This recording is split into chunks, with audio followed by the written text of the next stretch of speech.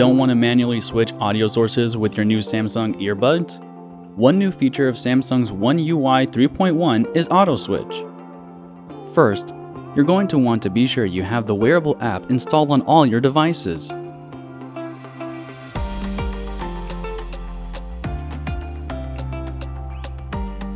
Your connected earbuds will automatically pair to any device you're logged into with the same Samsung account. Super simple.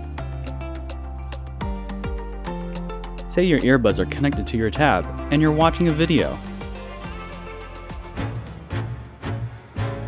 Good morning, team. Okay. I want to keep them very minimal.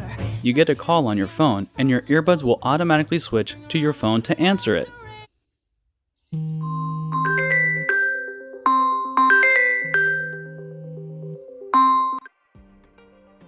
Hey, what's up?